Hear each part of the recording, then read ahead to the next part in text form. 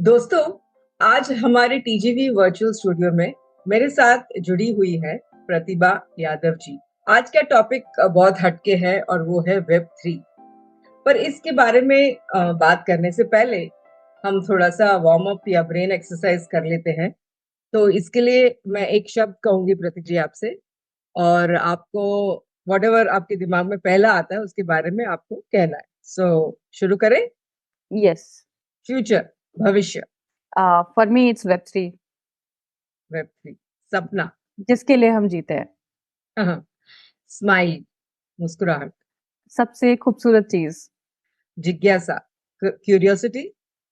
जो जीवित रखता है हमें, कॉन्टिन्यूस ग्रोथ देता है। करेक्ट। मनी, ये भी हमको ग्रोथ देता है। True. Money is time. Time, you said. Yes, yes, because it's very expensive. जिंदगी, लाइफ। Beautiful. खाना। Favorite thing. आविष्कार, इन्वेंशन। आवश्यकता. आवश्यकता, खुशी, happiness. Everything we live for. Yes, but we experience very little many a times. That is तो true. सही बात दोस्तों, है. द गाइडिंग वॉइस हिंदी में आप सभी का स्वागत है। टीजीवी हिंदी, आपके बेहतर भविष्य के लिए। मैं हूँ सुचरिता करी, आप मुझे सुचा करके पुकार सकते हैं अगर मेरा नाम बहुत लंबा लगे। टीजीवी हिंदी में मैं एक सह मेजबान हूँ। वैसे तो मैं एक एंटरप्रेन्योर या व्यवसायी हूँ, पर टीजीवी के साथ जुड़ी हूँ क्योंकि मेरा ये विश्वास है कि अच्छी बातें करने से, सकारात्मक बातें करने से हम अपने सोसाइटी को, हमारी दुनिया को जरूर कुछ बेहतर बनाते हैं। तो और हम बहुत महत्वपूर्ण बातें करते हैं जिससे कि आपके जीवन और करियर को कुछ तो जरूर फर्क पड़ेगा और हम आपकी जिंदगी को कुछ बेहतर बना सके। प्रतिभा जी, टीजीवी हिंदी में आपका स्वागत है। हमारे इस सफर में जुड़ने के लिए बहुत बहुत धन्यवाद। Thank you so much. तो चलिए शुरुआत करते हैं आपके जीवन और करियर से कि आप क्या कर रहे हैं, और संक्षिप्त में आप बताइए आपके जीवन के सफर के बारे तो मेरी जो ये सफ़र था, ये बहुत ही डिफरेंट तरीके से स्टार्ट हुआ था एंड टुडे व्हाट जो भी मैं कर रही हूँ, ये बहुत ही अलग है। सो में। बाय डिग्री मैंने मास्टर्स किया हुआ है माइक्रोबायोलॉजी में, हम्म। बट उसके बाद मैंने कंटेंट स्ट्रेटजिस्ट की तरह अराउंड 6 साल काम किया एंड टुडे आज मैं वेब3 का media and news platform head कर रही हूँ, वेब3 o'clock नाम से। इसके साथ-साथ मैं एक डिजिटल एजेंसी भी हेड करती हूँ। Oh nice. तो यस। तो आपके इस सफर में वेब थ्री के बारे में हम ज्यादा बात करेंगे क्योंकि मुझे भी इसके बारे में ज्यादा बात नहीं पता है। पर आपके इस सफर में सबसे तीन चीज अगर आप बोल सके कि क्या तीन चीज है जो मुझे आज यहाँ पर इस स्तर पर लेके आया, तो टॉप थ्री चीज क्या होंगी आपके? जैसा कि आपने स्टार्टिंग में क्यूरियोसिटी जिज्ञासा की बात की थी, वैसे ही नई चीज़ों को सीखते रहना, उसकी एक जिज्ञासा बने रहना, सबसे पहली और इम्पोर्टेंट चीज़ वो। दूसरा अपनी फेलियर्स से सीखना। कई बार होता है हम जो एम करते हैं वहाँ तक नहीं पहुँच पाते हैं, बट मन छोटा करने की जगह हम उस इन एक्सपीरियंस से सीख कर जब आगे बढ़ते हैं तो देयर आर ऐसा कुछ भी नहीं है जो हम अचीव नहीं कर सकते। एंड तीसरी थिंग परसेवरेंस, लगे रहना, जो भी आपका रास्ता है, जो भी आप करना चाहते हो लाइफ में, उस पे लगातार काम करते रहना। ये 3 चीज़ें ऐसी हैं जो आपको लाइफ में हमेशा सक्सेसफुल ही बनाएँगी। वेरी नाइस, बहुत ही उम्दा बात कही आपने। तो इस जिंदगी के सफर में, आई एम श्योर आप तो ज्यादा उम्र के नहीं लगते हो, बट आपको सबसे मुश्किल सीख कौन सी मिली है अब तक? सबसे मुश्किल सीख जीवन में मुझे लगता है कि ये है कि कभी-कभी हमें लगता है कि हमें एक्स, वाई, ज़ेड ये चीज़ ही चाहिए। इसके अलावा my life has no meaning, उसका कोई अर्थ नहीं है अगर मुझे ये नहीं मिलता। ये सबसे गलत अप्रोच होती है। कभी-कभी हम शुरू करते हैं किसी एक मंजिल की तरफ, बट एक्चुअल में आपकी डेस्टिनी में क्या ऊपर वाले ने आपके लिए सोचा है एंड आप सोसाइटी को और किस-किस तरीके से हेल्प कर सकते हो, ये आप सोच भी नहीं सकते। तो अगर आपको एक मंजिल नहीं मिलती है, तो हार के बैठने की ज़रूरत नहीं है। You have to keep working. जो आप सोच रहे हो सकता है कुछ उससे भी बड़ा आपके रास्ते में आए, क्या ये आपके साथ जो हुआ आप है? अचीव कर पाओ। Yes, definitely. मैंने जब मास्टर्स किया माइक्रोबायोलॉजी से, उसके बाद मैंने यूपीएससी के लिए भी प्रिपेयर किया। प्रिपरेशन के दौरान काफी नए सब्जेक्ट्स थे, काफी मेहनत लगी, काफी एक्सपोजर मिला। जब मेरा नहीं हुआ तो मुझे ऐसा लगा कि अरे I have invested so much, अब मैं नहीं कर पा रही हूँ, तो मेरा सारा जो प्रयास था वो विफल हो गया। बट ऐसा एक्चुअल में नहीं हुआ। जब मैंने राइटिंग का फील्ड पकड़ा, जर्नलिज्म का फील्ड पकड़ा, जब मैंने आर्टिकल्स लिखना शुरू किए, वो सारी चीजें मुझे काम आई। एंड आई एम डूइंग, अभी जो मैं कर रही हूँ मुझे लगता है कि उसमें मुझे ज्यादा सफलता और ज्यादा जॉय महसूस होता है जब मैं अपना काम करती हूँ, जब मैं लोगों से बातचीत करती हूँ, और मेरी लाइफ में ज्यादा सुकून भी महसूस करती हूँ मैं। तो ऐसा लगता है कि इट इज जस्ट, ऐसा नहीं है कि आप एक चीज में विफल हो गए तो आपकी लाइफ फिनिश। तो वो एक चीज है जो हमें ध्यान रखनी चाहिए। मैंने अभी एक बहुत अच्छी सेंटेंस सुनी थी इसी के बारे में, कि आप फेलियर्स को फेलियर्स करके मत देखिए, फीडबैक करके देखिए जिंदगी से। जी जी, बिल्कुल, एब्सोल्युटली फीडबैक ट्रू। लाइफ आपको दे रही है कि भाई तुम्हारे लिए ये रास्ता नहीं है और कोई रास्ता है। तो फेलियर कोई होता राइट नहीं राइट है, सिर्फ फीडबैक होता है। Thank you so much. Right, absolutely. तो चलिए अभी हम सुनते हैं वेब 3 के बारे में, जिसके बारे में जानने के लिए मैं भी बहुत उत्सुक हूँ कि ये है क्या चीज।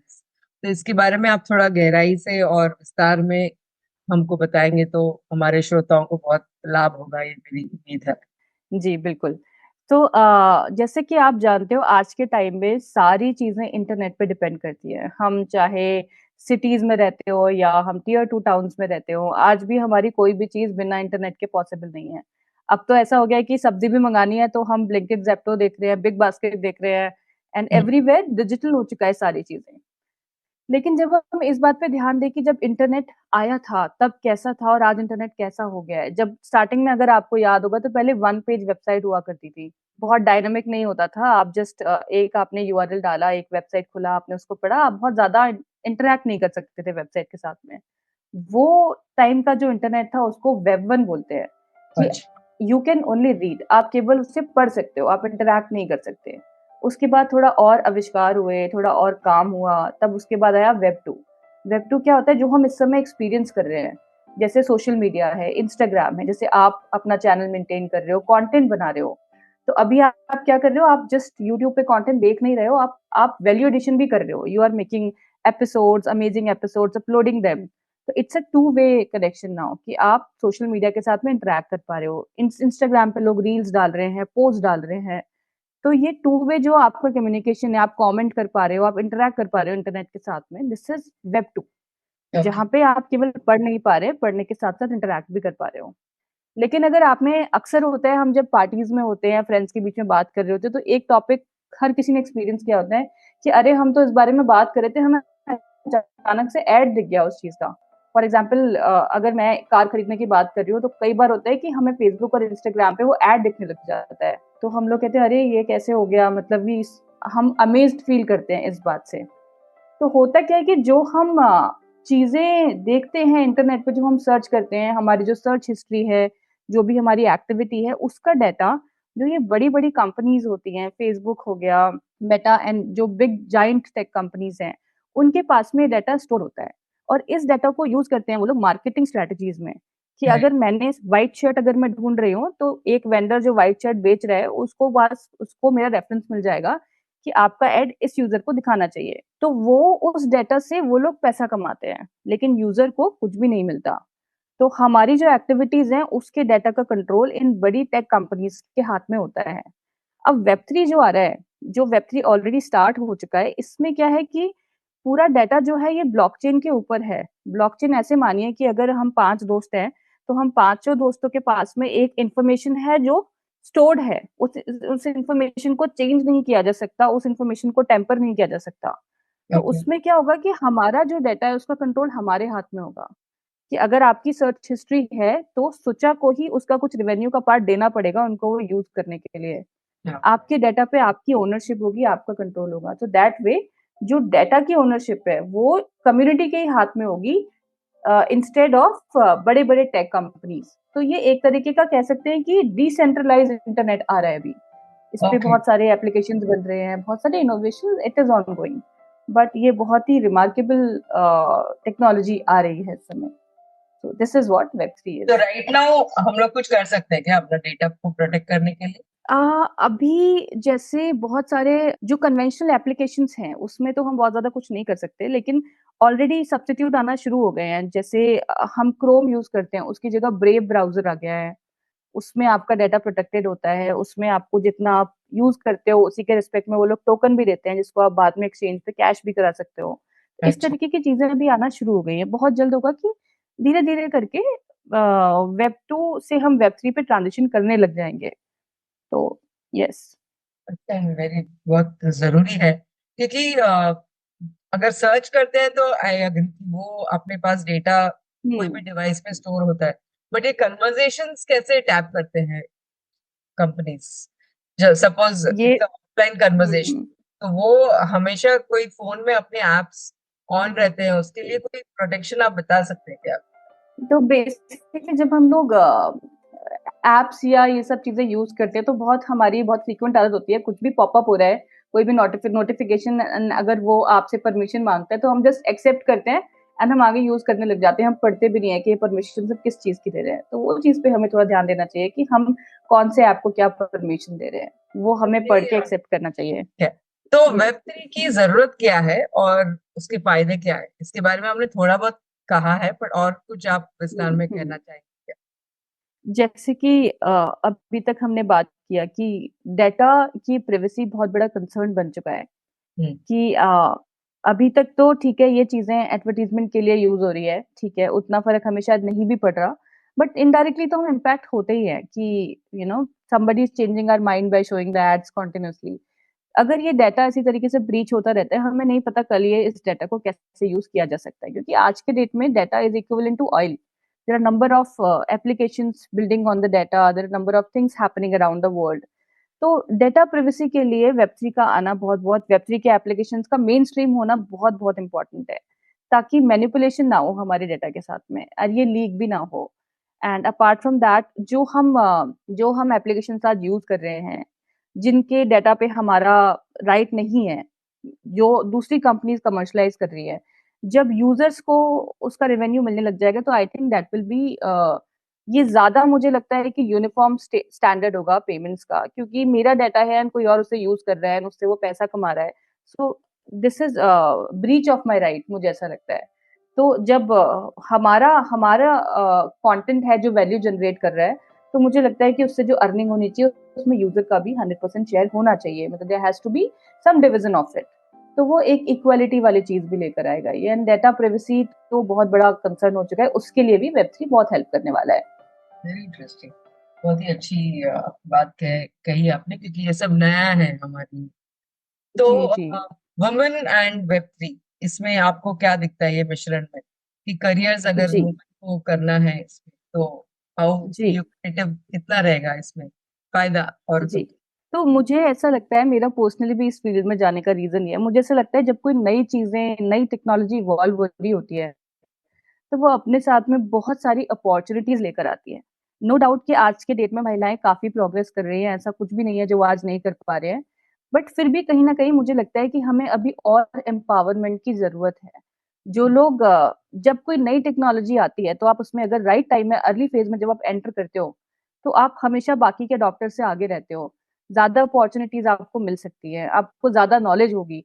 तो मुझे इस रीजन से लगता है कि महिलाओं को एक्टिवली इसमें पार्टिसिपेट करना चाहिए, कि हमने अपनी लाइफ में हमने ऑलरेडी काफी लेट स्टार्ट किया है। This society is almost male dominating, हर अच्छे पोजीशंस पे हमें लगता है, मुझे लगता है पर्सनली कि काफी ज्यादा मेल्स हैं।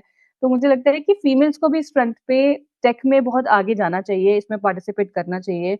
ऐसी नई नई अपॉर्चुनिटीज आ रही है, नई नई पोजीशंस आ रही है जिन पे महिलाएं बहुत अच्छा काम कर सकती है। एंड देर आर फ्यू अच्छे अच्छे लीडर्स भी हैं। तो this is a good time to enter, महिलाओं के लिए बहुत अच्छा टाइम है इस समय इस फील्ड में एंटर करने का। डज इट, इसमें महिलाओं के लिए मेन रिक्वायरमेंट हमेशा होता है कि फ्लेक्सी वर्किंग होना चाहिए, तो आई थिंक वो भी एक बहुत अपॉर्चुनिटी सारी, शायद। यस यस यस, वेब 3 में बहुत सारी कंपनीज हैं जो एक्चुअली एक बहुत बड़ी इस समय इसके साथ में प्रॉब्लम है कि क्योंकि ये बिल्कुल नई टेक्नोलॉजी है, इसके अराउंड बहुत ज्यादा फ्रेमवर्क नहीं है, बहुत ज्यादा रेगुलेशंस नहीं है। और तो बहुत सारी कंपनीज हैं जो इंडिया के बाहर से काम कर रहे हैं और सारे के सारे रिमोट जॉब्स होते हैं। महिलाओं के लिए कंफर्टेबल है कि वो अपने घर से काम कर सकती हैं, अपनी फैमिली के टाइम देते हुए भी साथ में रिमोट जॉब्स कर सकते हैं। तो वो भी एक बहुत बड़ा एडवांटेज अभी भी आ रहा है। हाँ, राइट। करेक्ट। तो इसके बारे में हमको जानना क्यों जरूरी है वेब 3 के बारे में, और इसमें हम लोग कैसे भाग ले सकते देखिए, जैसे कि मैंने अभी बताया कि ये बहुत ज़्यादा बड़ा रिवॉल्यूशन होगा, ये ऑलरेडी स्टार्ट हो चुका है। धीरे-धीरे करके ये पूरे सारी चीज़ें जैसे हम यूज़ कर रहे हैं, वो धीरे-धीरे करके चेंज हो जाएँगी। जैसे हमें पता नहीं लगा कि कब हम वन पेज वेबसाइट से आज हम यूट्यूब पे आ गए, आज हम इंस्टाग्राम पे आ गए। हमें फ़ील ही नहीं हुआ कि कब ये चेंज हो गया। हैं? तो पहले अब ऑर्कुट ये था चेंज भी हमारे इतना जमाने राइट, राइट, राइट ऑर्कुट था, yes, yes, I was also there. में। तो वहाँ से हम कब यहाँ आ गए हमें वो भी पता नहीं लगा। तो ये भी बहुत बड़ा चेंज लेकर आने वाला है एंड मुझे लगता है कि करियर के हिसाब से, अपॉर्च्युनिटीज़ के हिसाब से और समय के साथ चलना चाहिए और इसके बारे में सीखना चाहिए क्योंकि ये हमें काफ़ी अच्छा हेड स्टार्ट दे सकता है। नई-नई पोज़ीशन्स आ रही है, जैसे अभी तक कम्युनिटी मैनेजर्स का उतना ज़्यादा मतलब थोड़ा राइज़ है बट उतना ज़्यादा रिक्वायरमेंट नहीं था। वेब3 जो है, वेब3 पूरा का पूरा कम्युनिटीज़ पे ही रन करता है। मतलब अगर आपके साथ अच्छा यूज़र बेस है, अच्छी कम्युनिटी आप बिल्ड कर रहे हो, तो आपका प्रोडक्ट बहुत अच्छा चलने वाला है, ये श्योर है। तो कम्युनिटी मैनेजमेंट हो गया, आपकी बहुत सारे ऐसे-ऐसे रोल्स आ रहे हैं जो पहले थे नहीं मार्केट में। तो अभी this is a very good time to enter and to understand this and to contribute to this revolution. Generative AI के साथ भी वेब थ्री का कॉम्बिनेशन देखें तो बहुत अच्छा बनता है, बहुत अच्छे-अच्छे प्रोडक्ट्स आ रहे हैं, तो it is the right time and we should definitely learn about it. तो किसी को इसमें करियर करना है तो एनी स्पेसिफिक कोर्सेज जिसके बारे में आप सजेस्ट कर पाएंगे? There are lot of courses available online but मुझे लगता है कि पहले आप बेसिक फंडामेंटल्स को समझें क्योंकि जैसे बहुत सारे जॉब्स होते हैं, कोडिंग में सॉलिडिटी करना है, तो लोग सीधे सॉलिडिटी समझने लगे। आप पहले फंडामेंटल्स आपको समझने पड़ेंगे कि ये है क्या? हम इसको कैसे इस्तेमाल करेंगे, कैसे यूज़ करेंगे और there are lot of courses available there. अच्छा, so that is not a problem. Yeah very nice. तो अभी वेब 3 के अलावा आप डिजिटल मार्केटिंग भी करते हैं, तो उसके बारे में कुछ या कहना चाहेंगे, हाउ तो इट है? जैसे या तो आजकल जैसे हम लोग ऑब्जर्व कर रहे हैं कि सारी ही चीजें डिजिटल हो रही हैं। पहले एक टाइम था जब हम शॉपिंग करने जाते थे तो पर्टिकुलरली मार्केट जा रहे हैं, ऑफलाइन चीजें देख रहे हैं। अब वो सारी चीजें चेंज हो चुकी है। आजकल किसी को कुछ भी चाहिए होता है तो वो फटाफट से ऑनलाइन सर्च करता है, अमेज़न से ऑर्डर करता है, ज़ेप्टो से ऑर्डर करता है। तो वो सब चीज़ों को देखते हुए ये बहुत इम्पोर्टेंट है कि डिजिटली अपने आप को बहुत ही साउंड बनाया जाए और इसी को देखते हुए मैंने साथ-साथ डिजिटल मार्केटिंग एजेंसी भी स्टार्ट किया, जिसमें हम अपने क्लाइंट्स को हेल्प करते हैं ऑनलाइन अपना बिज़नेस ग्रो करने के लिए, टू मेक देयर वेबसाइट्स ज़्यादा विज़िबिलिटी हो उनकी वेबसाइट की सर्च इंजन पे, उसके लिए हम लोग काम करते हैं। तो ये कुछ चीज़ें जो मुझे लगता है कि बहुत फ़ास्ट डिजिटली ग्रोइंग स्पेस में बहुत ज़रूरी है आज के टाइम में। डिजिटली स्ट्रॉन्ग होना, डिजिटली एजुकेट होना, तो जिसकी वज़ह से मैं डिजिटल मार्केटिंग में भी मैंने एंटर किया। तो योर कंपनी का नाम वेब 3 o'clock है? हाँ, तो मेरी 2 कंपनीज़ हैं जिस कंपनी में हम वेब 3 में जितने भी फंडिंग्स हो रहे हैं, जो कुछ अच्छे-अच्छे लोग अपने प्रोडक्ट लेकर आ रहे हैं, बिल्ड कर रहे हैं, तो उनके मैं इंटरव्यूज़ करती हूँ वन ऑन वन उनसे बात करके कि उन्होंने क्या सोच के प्रोडक्ट बनाया, कैसा उन क्या-क्या चैलेंजेज़ उनको आ रहे हैं। तो इन सब चीज़ों के लिए हम आर्टिकल्स पब्लिश करते हैं web3o'clock.com पर और इसके अलावा जो मेरा मार्केटिंग एजेंसी है, उसका है marticons.com उसकी वेबसाइट है marticons.com तो yes, okay, at a young yes. Age आपने काफी कुछ हासिल कर लिया है, congratulations. I think I think I am not that young मुझे बहुत लेट फील होता है लाइफ में कि काफ़ी नेवर टू पीछे है लेट। हम अभी। या तो आपकी ट्रू। इस यात्रा के दौरान आपने बहुत सारे स्टार्टअप्स देखे होंगे। आजकल इंडिया में स्टार्टअप्स बहुत हो रहे हैं, उग रहे हैं। जी। तो कोई कोई स्टार्टअप्स आई एम श्योर बहुत सक्सेसफुल स्टोरीज में कन्वर्ट हो जाते हैं, और थोड़े राइट, स्टार्टअप्स सक्सेसफुल ना भी हो सकते हैं। तो फेल राइट, राइट। होते हैं स्टार्टअप्स, आप कुछ खास टिप्पणियां देना चाहेंगे अगर कोई यंग बंदा या बंदी अपना स्टार्टअप करते हैं, तो what right, they should take care कि फेल ना हो? Right, right. तो मुझे लगता है कि जब हम जैसे इंडिया में आजकल स्टार्टअप्स की मशरूम ग्रोथ हो रही है। Every college pass out student और every person 5 out of 10 I can think they are thinking of starting something on their own which is very good thing. But हमें ये देखना चाहिए कि जो प्रोडक्ट हम बनाना चाहते हैं, सबसे पहले तो लोगों को लगता है कि भई मैंने बहुत अच्छा प्रोडक्ट बना दिया तो ये चलेगा ही चलेगा, जबकि ऐसा नहीं होता है। अगर आप जो प्रोडक्ट बना रहे हो, उसकी मार्केट में रिक्वायरमेंट ही नहीं है, ज़रूरत ही नहीं है, देन वो प्रोडक्ट आप कितना भी अच्छा बना रहे हो, उस पर आप कितना भी काम कर लो, that is never going to be a hit. तो सबसे पहले हमें देखना चाहिए कि आप प्रॉब्लम क्या सॉल्व कर रहे हो, क्या वो प्रॉब्लम रियल है। अगर वो प्रॉब्लम रियल है तो उसका सोल्यूशन आप बनाओगे तो डेफिनेटली चलना चाहिए। अब अगर आपने प्रॉब्लम भी ढूंढ ली, आपने उसका सोल्यूशन भी बना लिया, बट आपके प्रोडक्ट की मार्केटिंग अच्छी नहीं हुई है, ये ऐसे हो गया कि मैंने एक डायमंड खरीद लिया और वो मैंने बेचना है और वो मैंने बक्से में बंद करके रख दिया, nobody is knowing that I have the diamond, मेरे पास डायमंड है, ये किसी को नहीं पता, तो वो मुझसे खरीदेगा कैसे। तो अगर आपने बहुत अच्छा प्रोडक्ट बना लिया है, प्रॉब्लम ढूंढ लिया है, सोल्यूशन निकाल लिया, तो अब इट्स टाइम कि आप उसकी मार्केटिंग बहुत अच्छे से करो। जो आपके यूजर्स हैं, जो आपकी टारगेट ऑडियंस है, वहां तक आप डेफिनेटली पहुंच रहे हो, उसको इंश्योर करने के लिए आपको मार्केटिंग काफी अच्छे से करना पड़ेगा। ये 2-3 पॉइंट्स हैं जो आपको हमेशा ध्यान रखना चाहिए और रियलिस्टिकली सोचना चाहिए। फाइनेंस बहुत अच्छे से मैनेज करना आपको आना चाहिए, कि ऐसा नहीं होना चाहिए कि आप स्टार्टिंग फेज में इतना ज्यादा बर्नआउट कर लेते हो कि आपके पास सस्टेनेबिलिटी का स्कोप नहीं रहता। तो ये सब कुछ चीजें ध्यान में रखते हुए मेरे ख्याल से अगर हम बिल्ड करेंगे तो चांसेस ज्यादा है कि हम सक्सेस को पा सकते हैं। तो जनरली ऐसे देखते हैं स्टार्टअप्स में कि ओनली जो जिसने स्टार्ट किया है वही इन्वॉल्व होता है। तो एक ही इंसान को financing to marketing to idea creation to everything करना थोड़ा सा मुश्किल होता है, और इतने फाइनेंसेस भी होते नहीं है कि किसी को हायर कर पाए। तो ये सब कुछ एक कैप्सूल में कोई ऐसे कोर्सेज है क्या जो स्टार्टअप के लिए दे सके लोग? मुझे मुझे ऐसा लगता है कि कोर्सेज से ज्यादा आपको यहाँ पे ना माइंडसेट क्लैरिटी की आवश्यकता होती है। कि पहले तो ये समझना बहुत जरूरी है, इट्स वेरी इंपॉर्टेंट कि आप जो काम कर रहे हो आपको इनसाइड आउट सारी चीजें आती हो, आपको सारी चीजों की नॉलेज हो, बट ये भी ध्यान रखना जरूरी है that we are only humans. ऐसा पॉसिबल नहीं है कि आप 100% सारी चीजें अकेले पुल ऑफ कर पाओगे। तो एक हम्म। बहुत स्ट्रॉन्ग टीम, ऐसे ऐसे पैशनेट लोग ढूंढना। मतलब मेरा ये विजन है कि मैं बहुत ज्यादा, जब मैं लोगों के साथ काम करती हूँ तो मैं ये नहीं देखती कि इनके पास एक्सपीरियंस कितना ज्यादा अच्छा है, मैं ये देखती हूँ कि इनकी विल कितनी ज्यादा है to work passionately and how much they are into the work they are doing. तो अल्टीमेटली जब आपको ऐसे लोग मिलते हैं जो अपने काम को लेके पैशनेट होते हैं and they are honest with their work, तब आपकी टीम ऑलरेडी इतनी स्ट्रांग बनती है कि आप काफी चैलेंजेस को अपनी टीम के साथ में क्रॉस कर पाते हो। बट एक स्ट्रांग टीम तो बहुत ज्यादा इंपॉर्टेंट है, और फर्स्ट स्ट्रांग टीम जब आप स्टार्ट करते हो वो आपके स्टार्टअप की फाउंडेशन होती है।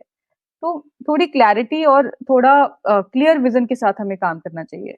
अच्छी सीख दी है आपने। शुक्रिया। तो वेब3 के बारे में थोड़ा सा जाना, डिजिटल मार्केटिंग के बारे में थोड़ा सा जाना। अभी प्रतिभा यादव जी के दूसरे साइड को भी थोड़ा जानते हैं, क्विक रैपिड फायर के साथ। तो अभी रेडी? या तो this is just a fun part कि आपके पर्सनैलिटी के दूसरे साइड को भी लोग जान सके, इसके लिए। तो अगर आपके जी, बारे में एक बड़ा सा बिल बोर्ड कहीं बना हो, जायजेंटिक बिल बोर्ड, तो आप उस पे क्या लिखना चाहेंगे? मेरे बारे में से ज्यादा मैं मैसेज देना पसंद करूंगी कि empower women to make the world a better place.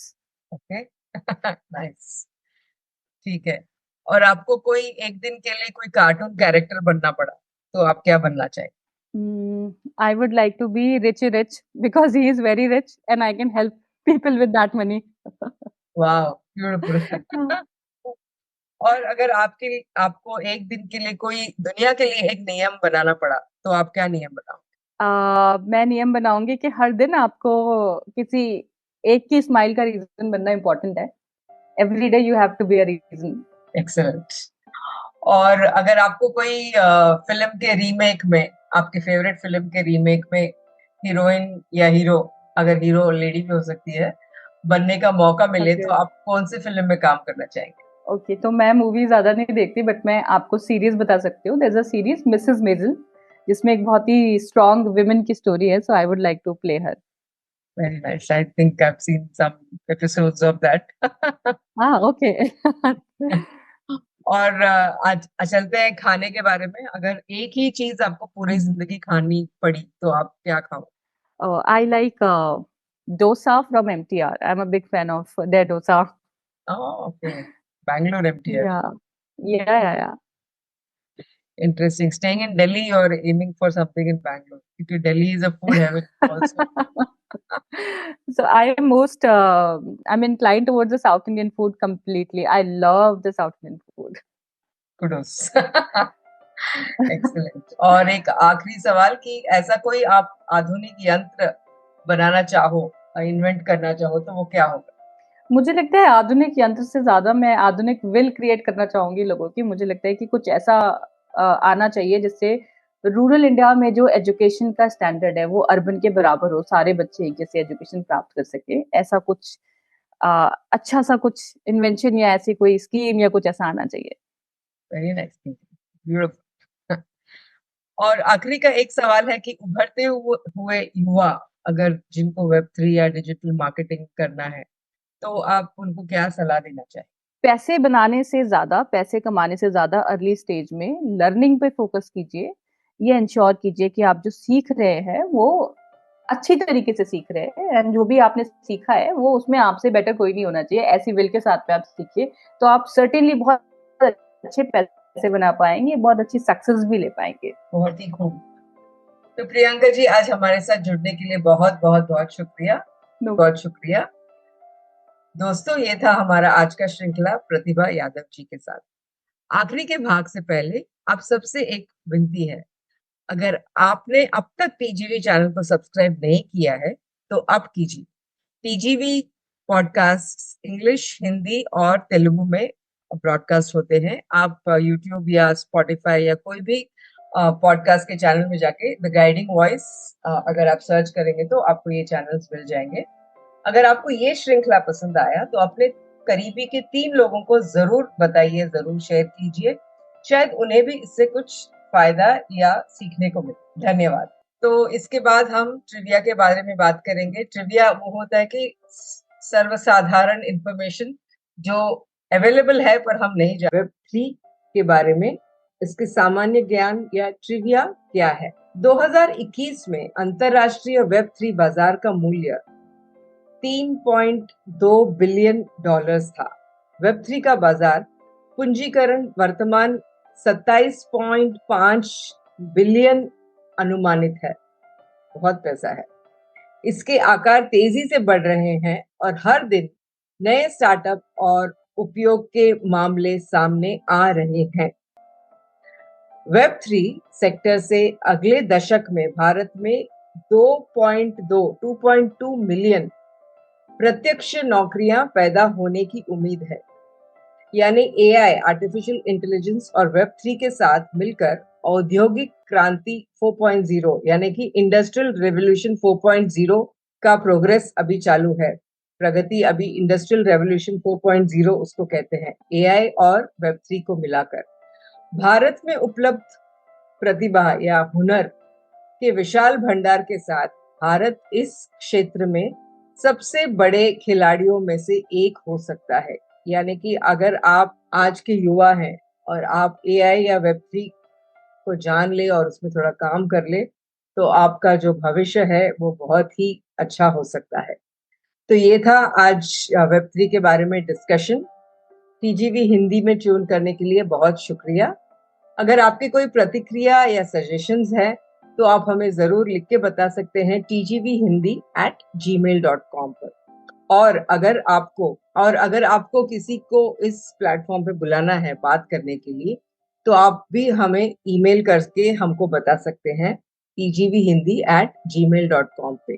अगर आपकी कोई मेहमान है या आप किसी को इनवाइट करना चाहते हैं तो आप प्लीज हमें बताइए। तो अगली बार तक के लिए नमस्ते और धन्यवाद। मैं आपकी हमसफर सुचरिता।